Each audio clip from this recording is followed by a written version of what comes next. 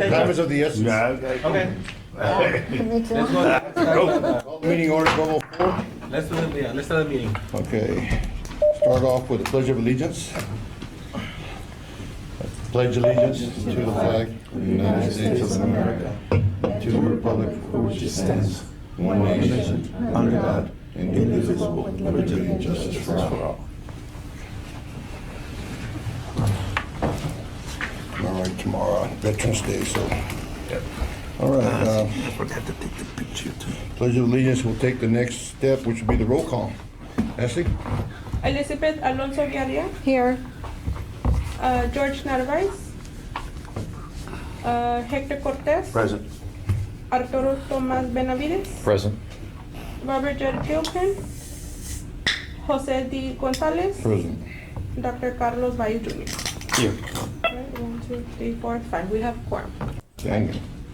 Okay, the minutes are attached. We got to go ahead and move forward and review the minutes real quick if you need to, and I'll take a motion. I make a motion to approve. Elizabeth. I'll second. Motion. Who's that, Tom? Yes, sir. Second or Tom? All right. Okay, any discussion? All in favor, say aye. Aye. Any opposition? Minutes approved, minutes passed. Citizens' comments, any comments that have been submitted? No comments? Mr. Chairman, I just would like to formally introduce, I know that you guys have met Mr. Gilberto Sanchez. He's currently the interim airport director. I don't know if you would like to say he has been with the city for 17 years, but Mr. Gilberto Sanchez. Mr. Sanchez? The interim airport director. I've been with the city for 17 years. I've been on the budget financial side. I came from as a budget director here. I'm here to just continue the good work that has been done previously, and hopefully getting Alejandro some money so we can do all the terminal improvement projects that we have on the plan, and keep working forward to bring the airport, keep getting better and better every time. Good deal. Well, most of our agenda items consist of money, man, so Yeah. I can hear you sit there saying. So I know where the money is, and Yeah, I know there if not, it I is. know Yeah. where to find the money, so that's what I'm here. They sent the right person.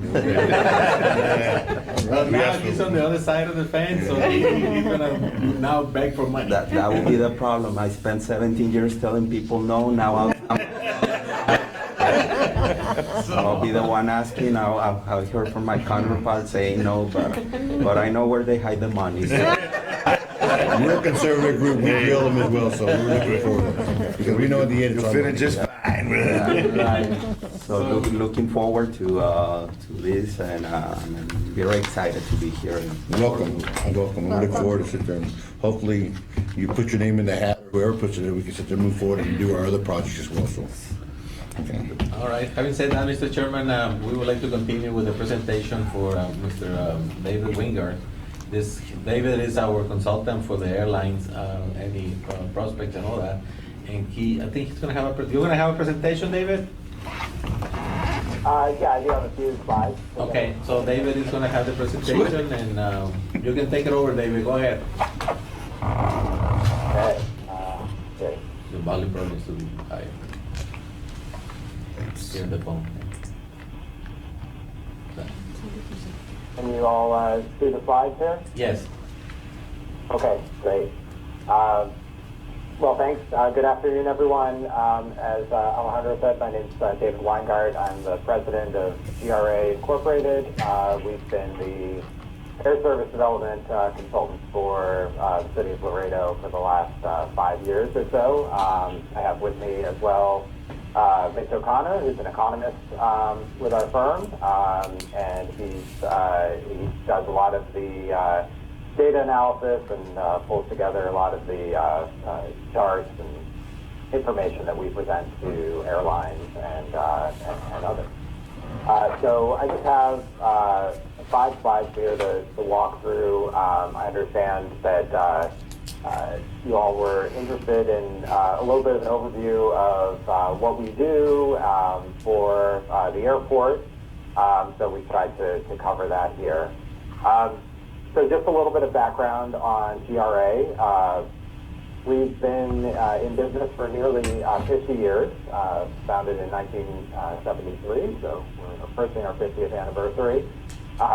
Over those years, we've worked for a number of U.S. government agencies, airports, airlines, industry associations, and many others. We do a lot of work for the Federal Aviation Administration, doing economic and policy analysis for them. We have a lot of detailed knowledge of pretty much every aviation industry data source that's out there, either published by the government or other industry sources. We know people throughout the aviation industry, including at airlines, as well as in the policy sector, the U.S. government, a number of different agencies, FAA, DOT, DHS, NASA, and others. We do have an airline practice, as I mentioned, so that really helps and kind of cross-pollinates the airport practice because we understand how airlines evaluate potential routes, and we do some of those evaluations for airlines. Most of our work is for international airlines. We've done a lot of work in Africa, Middle East, Asia, all around the world.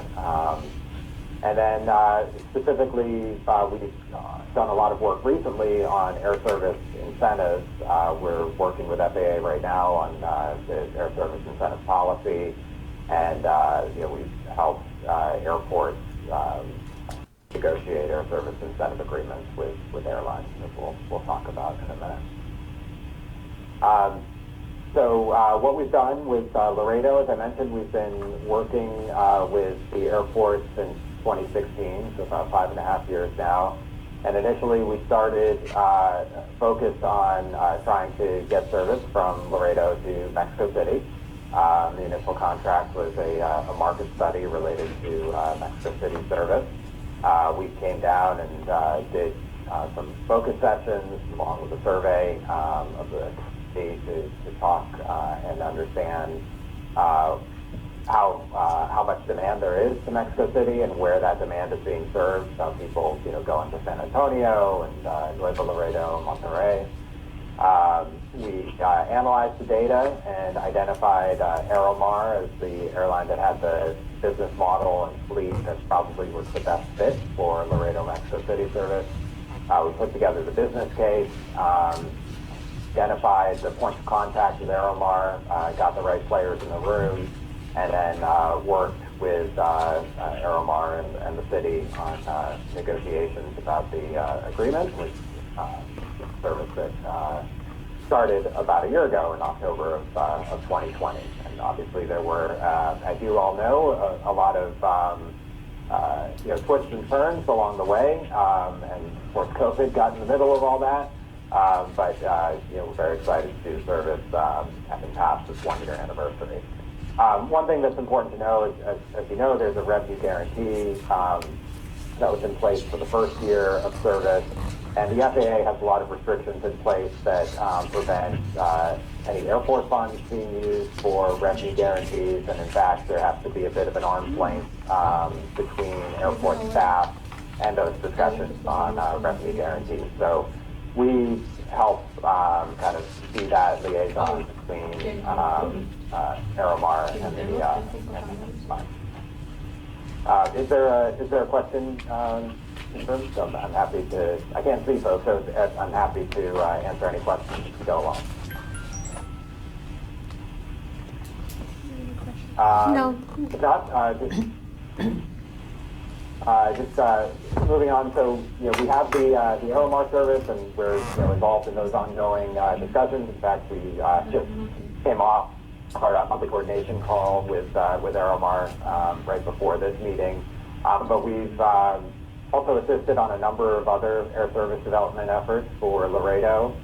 We put together a quarterly report that analyzes how Laredo's air service is doing and how Laredo is doing compared to other similar markets in Texas and around the country.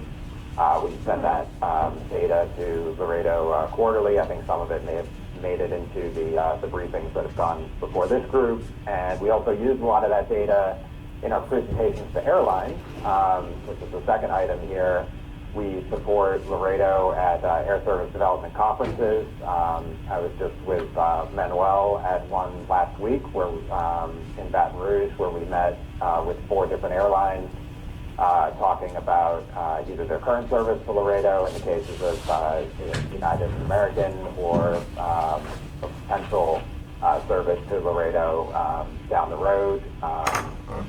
This is where we have the best opportunity to talk with Southwest, for example, which we know has been an ongoing target, and we continue to have those conversations and keep Laredo on the radar screen, so to speak, with Southwest. We put together the Laredo the airport economic impact study that you probably saw and remember from last year, which is now published on the website. We put together and helped write the small community air service development grant application that went to DOT last year. Unfortunately, there was a lot of competition for those grants, and Laredo wasn't selected, but we did get very good feedback on the application, and we told it was a strong application, and then we try again next year. We've worked with the airport to try to reduce leakage to San Antonio and Austin in particular. And as part of that, we put together a cost calculator to convey to passengers what it really costs when you get in the car and drive to San Antonio for a slightly lower fare. And then we've responded to a number of other inquiries. For example, Breeze, a new airline, Breeze put out a request for information a couple of months ago, which we helped assemble and respond to. So, in summary, we analyze a lot of data.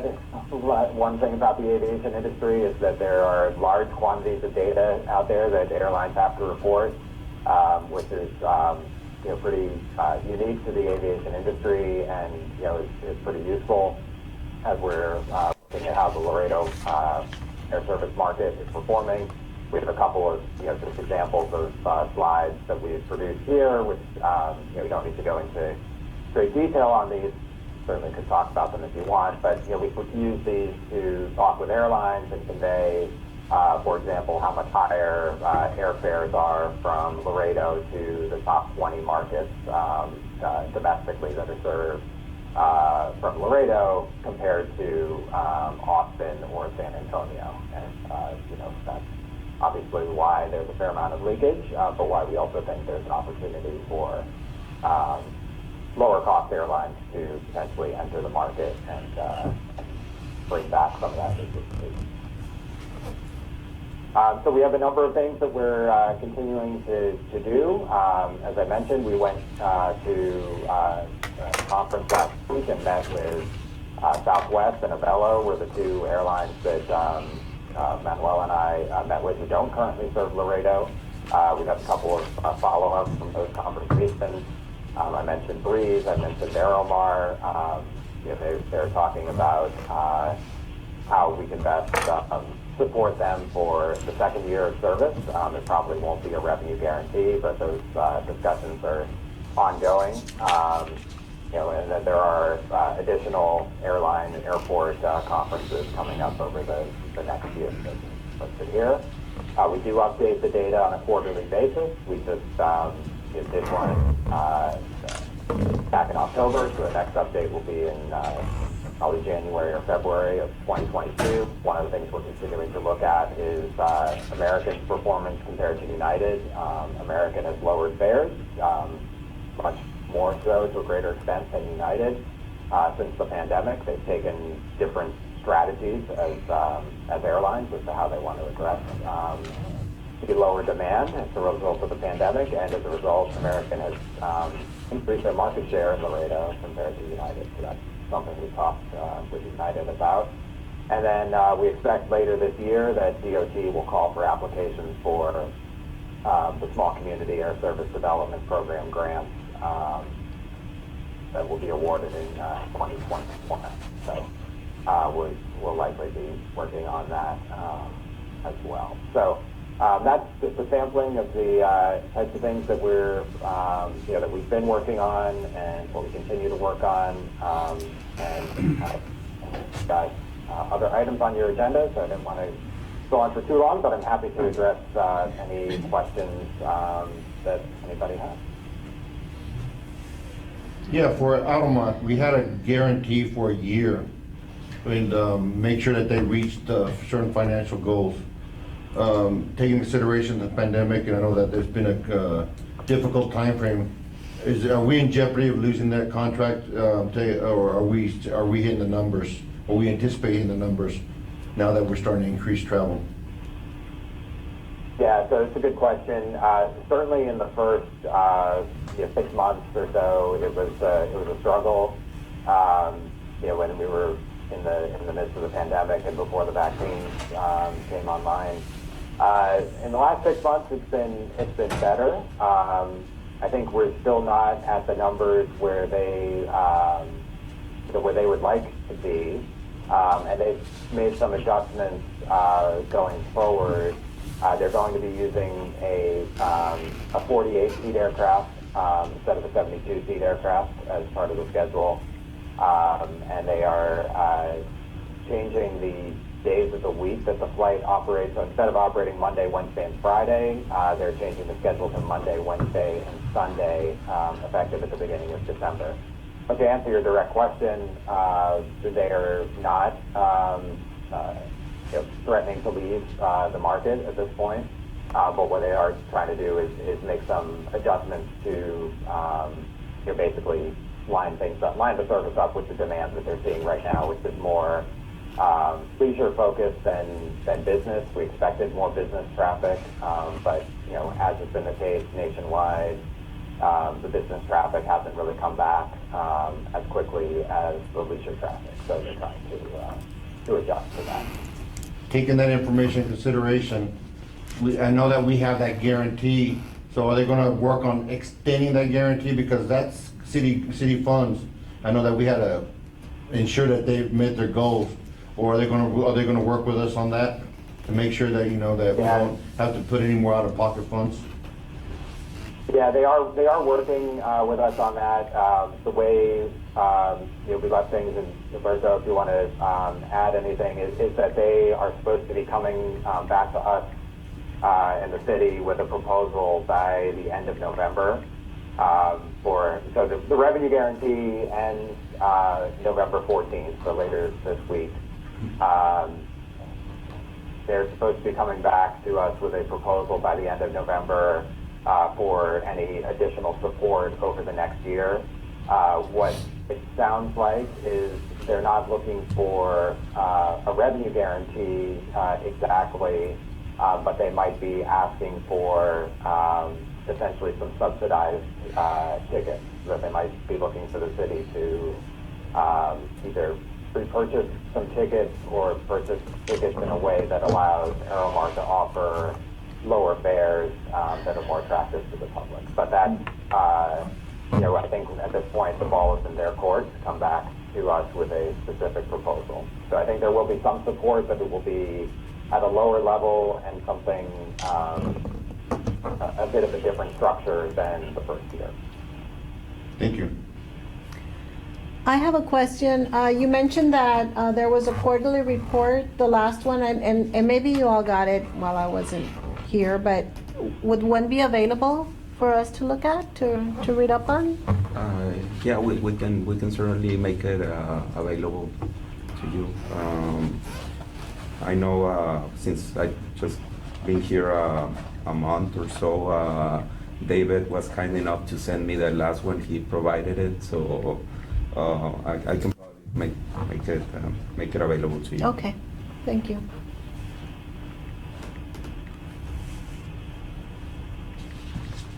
I don't think there's anything else unless you want to provide additional information.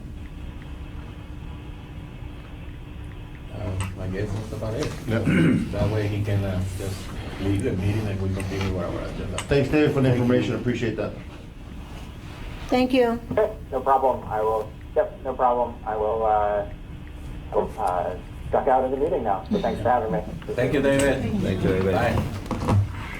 Okay, bye-bye. Bye. Yeah, somebody disconnected the. Thanks for using WebEx. Visit our website at www. Okay. All right, Thank you, Jim. Coming up. staff reports, I guess, huh? Staff reports, sure. All right, going on staff reports, we have the first one, the passenger reports. As you can see, we're doing better than year 2019, which is the one to compare, because obviously 2020 was a COVID year, so we are seeing a 4% increase. Well, it's good to mention here that national traffic is down about 30%, and we're not experiencing anything like that here in Laredo. The last 3 months are being our best months.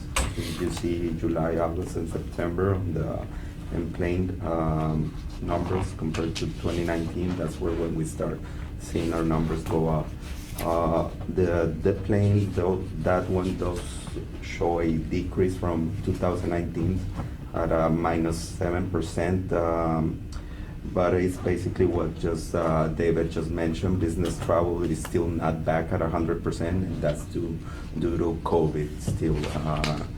And also, I would like to mention that United Airlines is making cuts on smaller routes next year, and I'm happy to inform that Laredo is not on the list, and they're very happy with their numbers they have right now with the current market.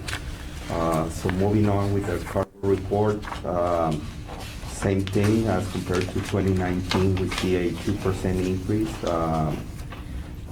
So we're doing the cargo, mostly, as you know, our cargo is mainly our automotive parts, and we had some issues with the chip back in the day, and I know there's, if you try to buy a car right now, it's gonna be hard, but hopefully with these numbers right now, start to pick up, and we are able to find a car. I'm sure I need one next year, so.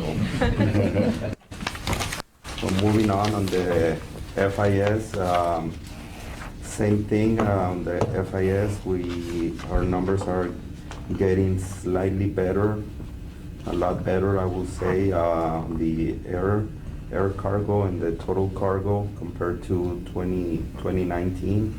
The only thing that is lacking a little bit, it will be the SAT operations for cargo. We did meet a couple of weeks ago with SAT, and we're working on the project for the FIS with UPS, and I mean, it's promising, but we don't have anything yet. So, but we're still working on that project too. So that was just basically an MOU, it was not an actual factual contract, so. Correct. Was before my time. So right now, where we stand right now is SAT is asking us for help with TSA, which is not with our local offices here. It will be with the TSA higher up, way above our pay grade. So we're looking into that and trying to get that project going. I know it's a good project, and it's gonna have a huge impact to the cargo area and to all the city of Laredo's economic development too. But that is an exclusive contract between UPS and. It's not exclusive right now. Right now they're handling, but in the future, the idea is to bring everyone on board. Yeah, but my understanding initially, whenever they did the contract, it was just UPS, and then TSA went out there and degraded Country of Mexico for some kind of issue, and then we went out there and the contract went bad. So it sounds like it was an MOU right now for the time being, but I know it's a big project, and on a national level, we got our eyes on it and see how we go with this, because if we move forward, then we can include some of the other the big carriers, and then some it trickle down to the mom and pops. Yeah, my understanding with the main person here on the SAT, that's the goal to at some point in time do all the major carriers or everyone that wants to come on board and that satisfy all the regulations and laws that they have to comply with, either CBP and Mexican customs, obviously. And taking into consideration this before your time, I know that I asked that question the last time. I'd like to see where this project, that it goes into fruition, because I know that, you know, I'm having a lot of comments on this, and we want to see where this goes, especially on the national level. So Yes. if you can provide any details on that on the next meeting, I would really appreciate it.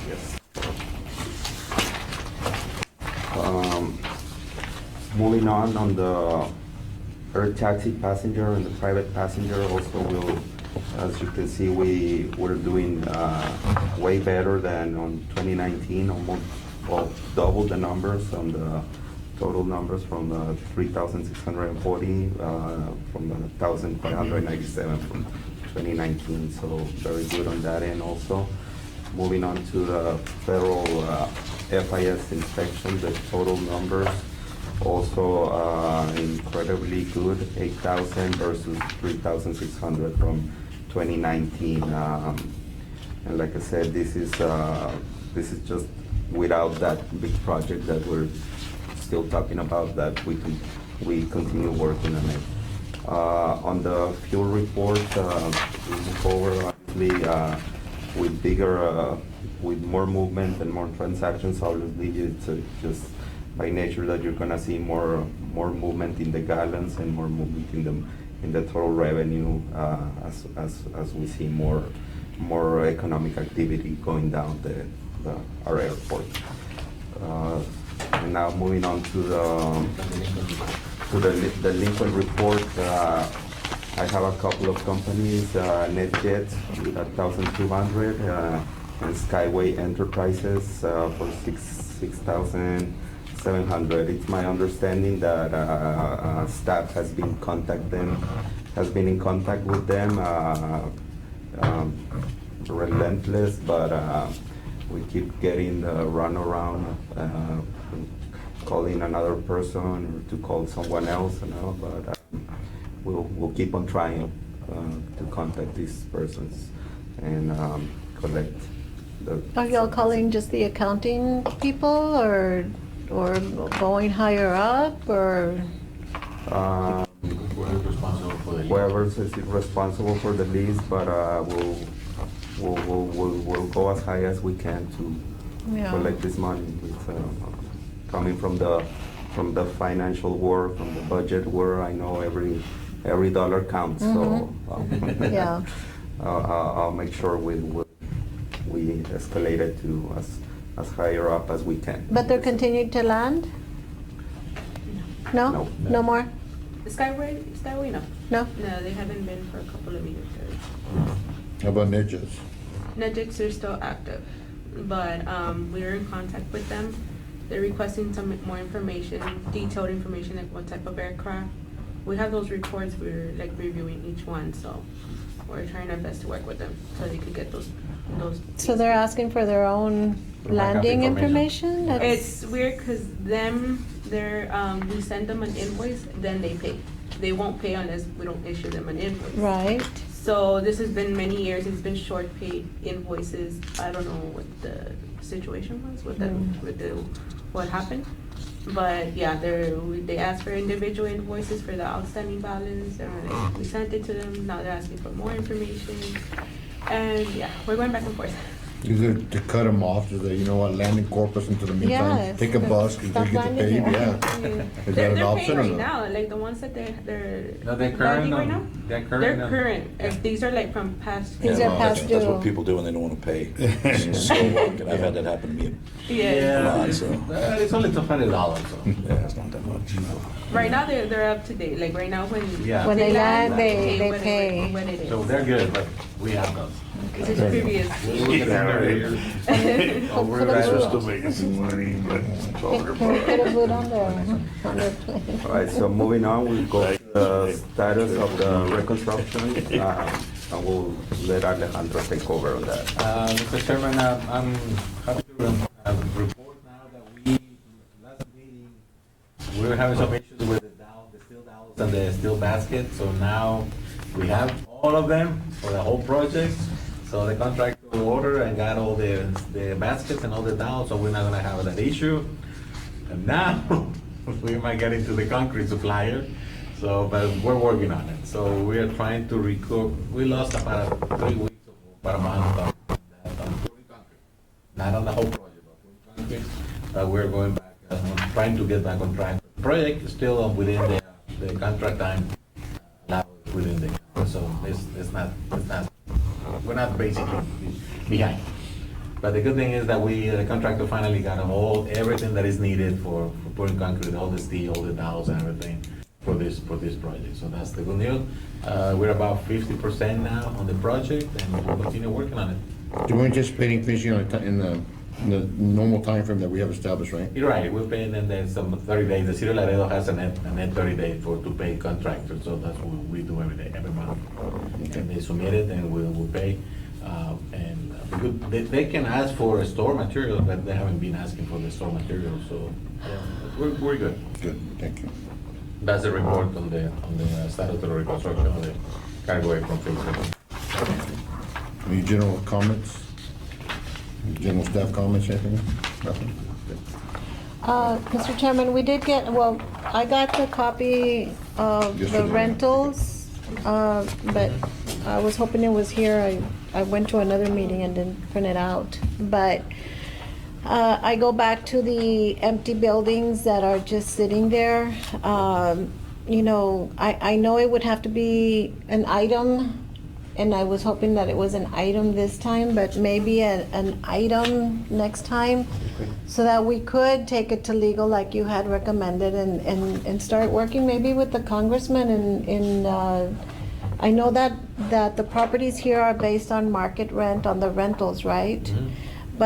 But you can just get one of those properties that are like, the rent is like $3,000 to $5,000, and they've been vacant for so long. I mean, that's revenue loss that you can get. And I know that the airport has to abide by the guidelines of market and all that, but, you know, times are tough, and the airport needs money. And the more you leave a building just vacant, it's deteriorating.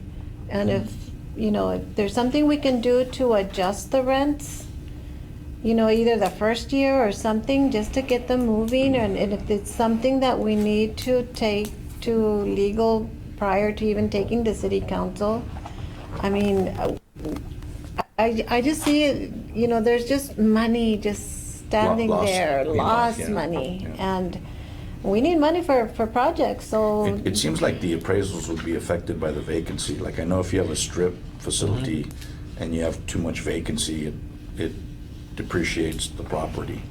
So it seems like if you have places, if we look at our inventory, and maybe the people that are doing the appraisals are kind of being narrow in their thinking, maybe we need to give them a look at and lower it if the property's sitting vacant for too long. I mean, you have one in here on the item that doesn't seem like it's priced too high, so maybe we don't have a problem. Like that one there, the next, when you get to, not to jump ahead, Action item. when you get to the action Yeah. item, I think I know which one. That's one in the middle of the block, right? Mhm. And I would imagine $2,800 a month is pretty reasonable. Right. Yes. So, but I don't know. But It's the other maybe. ones that are high, especially, and I keep on going back to the corner one because it's just so obvious, it's just there. I mean, their last rent was what, like $8,000 a month? Is that the one right next to it? It was where the Texas Workforce. Workforce Commission Yeah, used to be. that's the one right next to it, isn't it? The one Yeah. we saw in the last report? And I mean, that's prime It's right on Bartlett. location. Bartlett, yeah. And if the rents could be adjusted on that, I mean, you'll start getting, I mean, it'll pay for salaries or projects or, One of the issues that we have with those buildings, and you're aware, those buildings are very old. Those buildings were built in the 40s and the 50s and the 60s.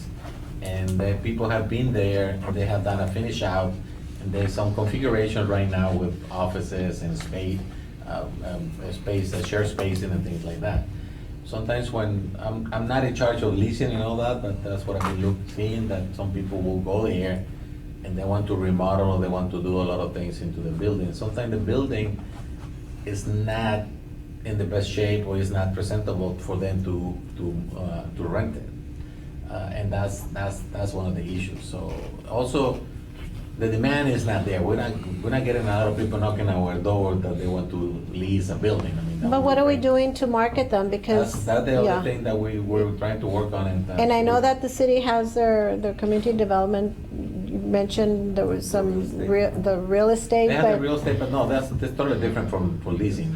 We need to hire somebody on a realtor. I think we And- would and do, I did think we did and discussion did was we- local, right? Yeah, Right. didn't we did say, international. Mr. Gilpin, last time that, or put it on the ALS or something, you know? Well, you need to it- hire a realtor, and the realtor need to put it to the ALS. You know, Yeah, if that's what we mix, you need to do. I mean, they're the ones who know what their clients are looking for, and if they have an inventory of what we have, they could get them leased out.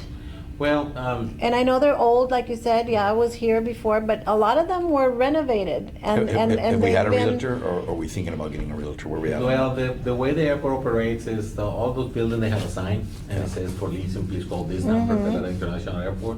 So anybody who is interested in leasing the property, the building, we just call that number, and Manuel and people here will go and show the building. And that's the way it has been done. I don't think that when you were here that we have any realtors or we had any realtors. Well, because everything was leased out, everything was I great. I think if we you don't, know, we should- so- we should get But we one. should, it's something Yeah. to consider, it's a recommendation that I hope, Mr. Chairman, that we can bring maybe to the next meeting and discuss really, because, you know, the buildings are there and there's so much potential revenue that could be made, even at a reduced, by maybe doing another market study or appraisal study or something, but, you know. Doing a there's- professional services kind of approach to hiring a realtor, like looking at the background of a realtor and what do they do for their private sector clients? No, we have to do that. We have to go on RFQs and say, make a selection. It'd be a good thing to do Yeah. that, I think, because you could pick out a good one that has a lot of track record in our community, and we might get more movement like that.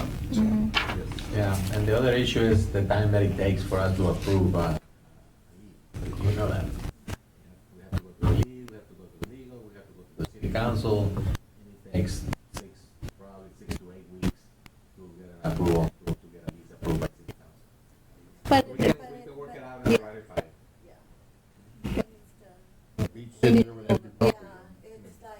There's money just, No, we'll definitely look into all of the options. Those are good ideas, and that here come from the financial world, so I'm all about revenues. So.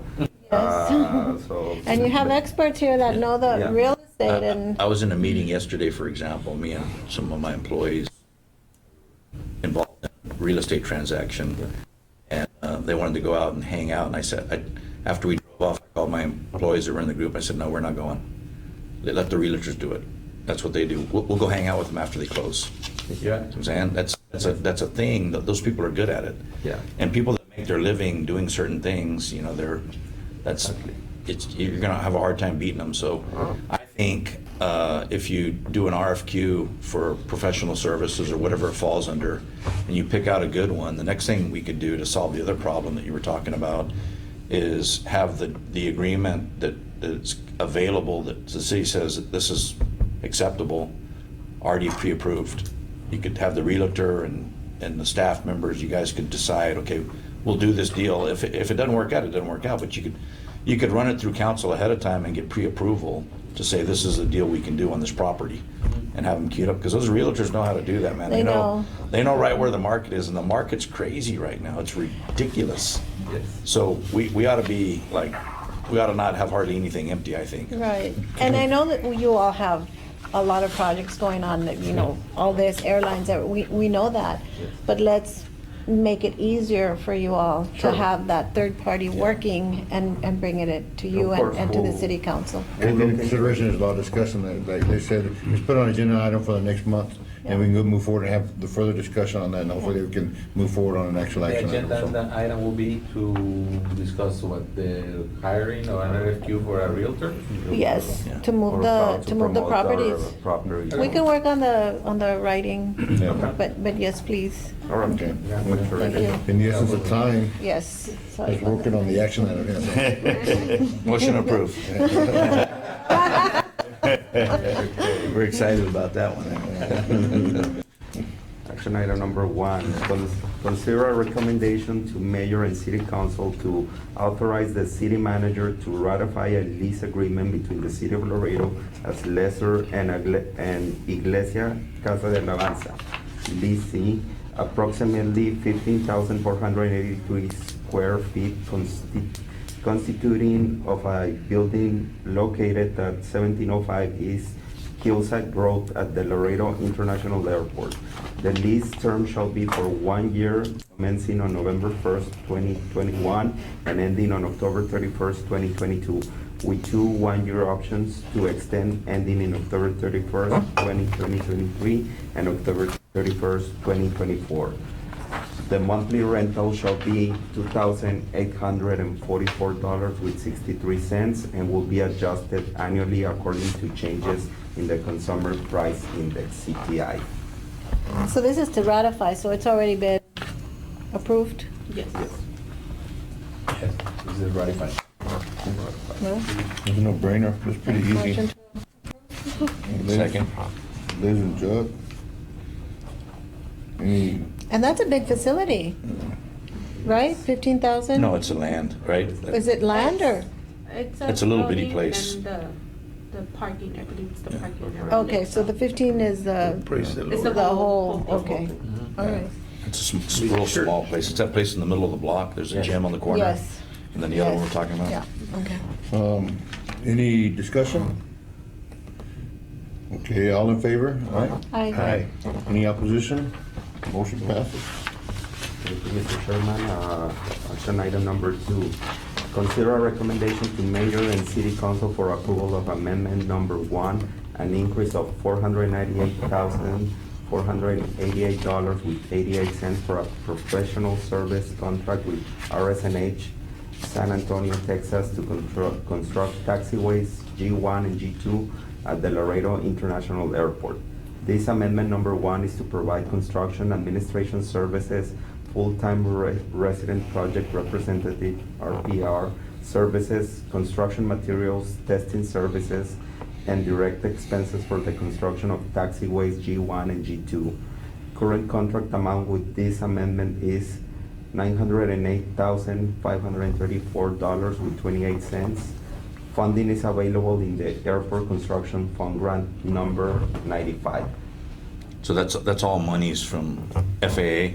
That's that's the grant 95, that's the money from FAA. We're Is- basically asking to increase $500,000. More, a little bit more than Yeah, the we're original increasing, amount. usually, when we go out with a consultant, it's a two-step process. We award the design and go on bids, then we get the bids and FAA give us the grant, and then we go to amendment as for the construction administration services, and we're required to have an RPR, and RPR is an inspector services, full-time, and the material testing for all the concrete and the grading and the compaction, so that's basically what we're doing. But the money's already been budgeted. Yeah, the money's already there, we already have the grant, yes. And it's kind of like a reward also to give them the second part if they're doing a good job on the first part. And I don't make any money, but I know how to spend money, so. So we wouldn't have any liability on the last little piece there where it says direct expenses, that's. Oh, the direct expenses, those are the travel, that's an allowance. Direct That's- expenses is for the travel allowances. And that's limited to It's the limited to, government money. yes, it's not to exceed. Not to exceed whatever. Okay. This contract, actually, the whole contract is not to exceed. Yeah. We pay for the actual hours and for the actual services. Same thing with testing and same thing with inspection services. And everything is from an FAA grant. And everything is from a FAA grant. And the not to exceed, is that the 908? Yes. Yes, the 908. I know. Motion to approve. Judd? Second. Hector? Any discussion? All in favor? Aye. Any opposition? Motion passes. Thank you, Mr. Chairman. Action item number 3, consider a recommendation to mayor and city council for approval of the Laredo International Airport Cargo Apron Phase 13 reconstruction as complete. Release of retainage and approval of final payment in the amount of $495,937.85 to Rain Construction Incorporated, Mission, Texas. Final construction contract amount is $9,918,757.05. Funding is available in the Airport Construction Fund, FAA Grant Number 89. This is, the rim construction has already finished the project. The project is complete. We already done all the punch list items and everything. This is just the final payment, the 5% release or retainage from the $9 million, and that will be complete. Once we do that, we do the closeout of the project, and we close the grant, and we have still paperwork to do, but that's basically what we're approving here. The project is completed and release of retainage, that's 5%. When you say completed, is your final inspection done by? Everything, we have done, it's completed, we have done all the final inspection, we have done all the quantities because we double check the quantities. These projects are unit prices and we pay for actual quantities. So we already went through all the quantities and we pay and we kinda add this, subtract and delete quantities, and it's been completed, inspected, and we're ready for us to accept it, and we need to release the 5% retainage. Okay. Motion on this? Chuck, Motion approved. second? Hector? Discussion? All in favor? Aye. Any opposition? Thank you. Motion passes. Thank you. Okay, I know other than the request that Liz had, I think you're gonna work on the question, right, or the agenda item? Yeah, I can email.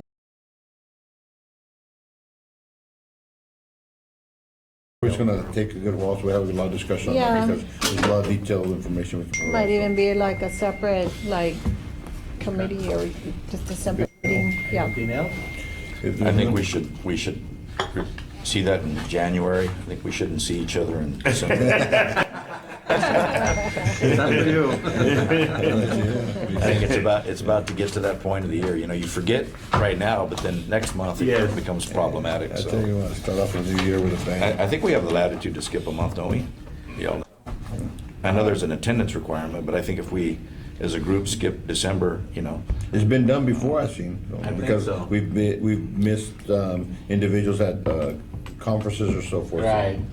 We'll see. But- We'll wait and see how this goes next month, and we'll push it forward after that. Okay. So We'll wait for the timing to come. Good time. All right. Take consideration, that's right around the holidays. Yes. And this is actually where we're, you know, COVID's starting to go down, and we could actually have a real holiday, you know. so- Right. Okay. Thank you, Well, Mr. Chairman. with that being said, motion adjourned. Hector? Second. This, adjourned.